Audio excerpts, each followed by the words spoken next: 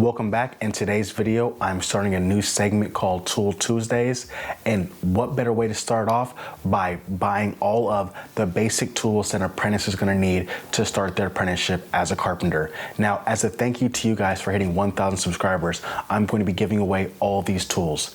Now, the way to enter in the giveaway, the top 3 people who get the closest to what the grand total of all these tools cost will be the winners.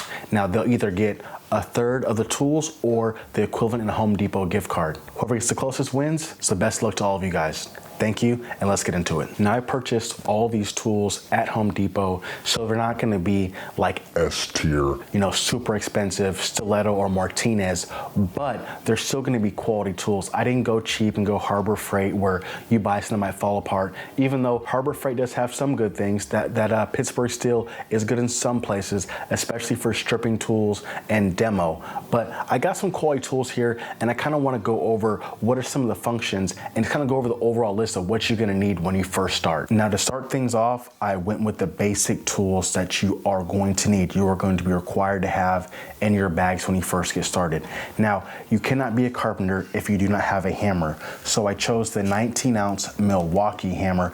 Home Depot no longer sells Vaughn, so I went with the next best thing. I got the Milwaukee hammer. It has a smooth face, which is great because it's universal. It could do finish work, siding, framing, everything you need. And plus it also has a magnet for nails, so that's a great value.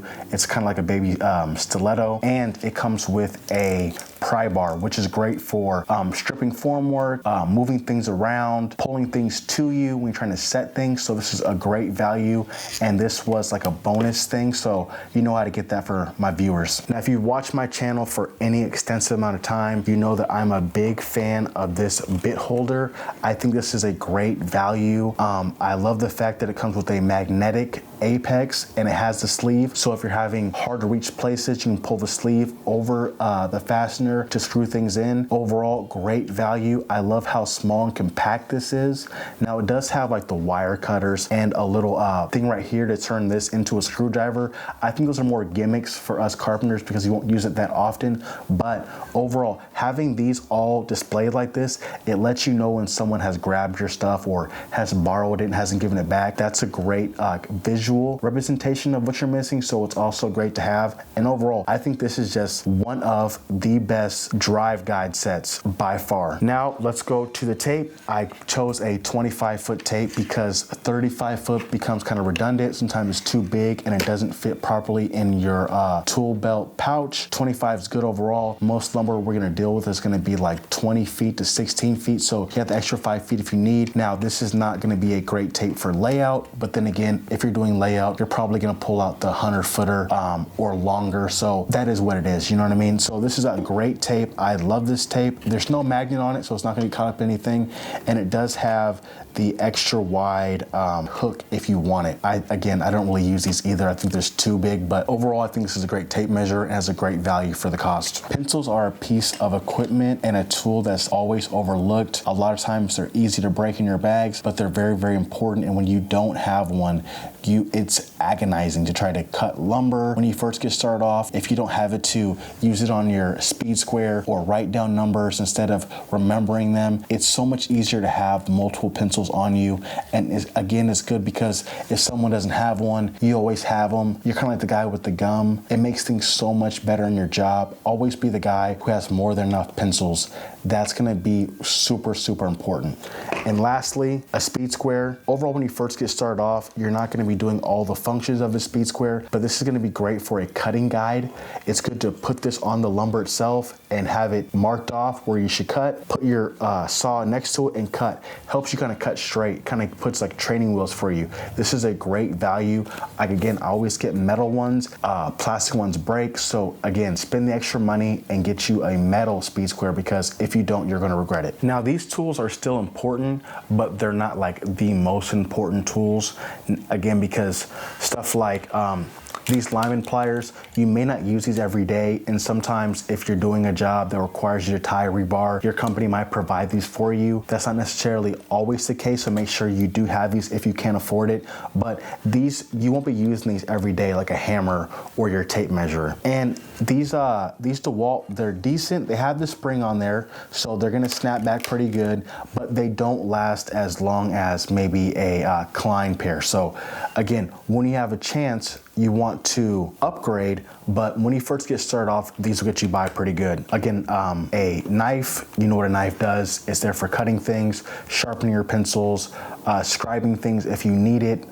Just overall, you need a knife. When you don't have one, now you're gonna pulling plastic with your hands, and just makes things a little more difficult. If you don't have one, people around you most likely will. So again, it's not as much of a necessity, but again, you want to have all of your tools if you can. But I know that sometimes in these trying economic times, you can't afford to buy every single thing.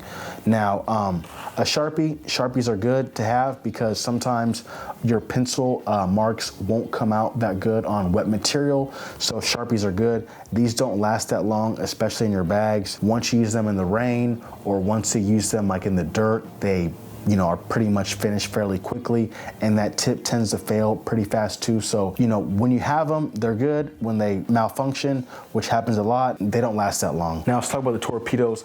I got a Empire torpedo with the magnet on it, so if you're setting like reshore or bracing, this is going to be all right. This is for when it's not like you don't need a expert level, just kind of get close enough. What if you're doing like handrail or something? This is going to be good enough. If you're setting doors, you don't want to be using a 1-foot torpedo. There's too much variance and it's way easy to be off. So this is just your basic torpedo you're going to have in your bags for not like expert leveling. Now, most of the time as an apprentice, they're not going to be asking you to do that in the first place, but it's good to have one on hand at the very least. Now let's talk about the cat's paw. This is going to be good. A lot of times you're going to have to be pulling nails, whether you're doing stripping concrete formwork or if you're doing some rework, which happens sometimes. This is going to be great, and when you don't have one, your job is that much more difficult. Now, always have the proper tools, because if you're trying to do a makeshift thing where you're trying to use your hammer to like dig things out and pull it out, it's just too difficult. Make sure you have one in your bags. And lastly, a chalk box. You're gonna need that for cutting plywood, cutting material, possibly doing layout. Overall, this is a fairly good chalk line. I don't spend very much on my chalk lines unless I'm doing like more like inside finish work where you need a really thin line. The majority of times these get thrashed in the rain. You can buy a chalk bag, but most likely if you're an apprentice just starting off, you're not gonna make that a priority. So these are gonna get thrashed. Just buy the best quality you can, but these are not gonna be super important. And these are the majority of the tools. And these are the majority of the tools you're gonna need first starting off as an apprentice. If I missed something, let me know with your guess of how much all these cost. I know some guys might say you need diagonal cutters, or some people might say you need a spud wrench, but these are the basics you're gonna need if you go to the majority of job sites. If you have this, this is a great start. First and foremost, I'd like to say thank you guys for watching. I really appreciate you guys. I know it's been kind of a struggle when I first got started and going through the learning curve of learning how to do this YouTube thing, so I really appreciate you guys sticking with me and rocking with me. It's been amazing. So hope to get back a little bit.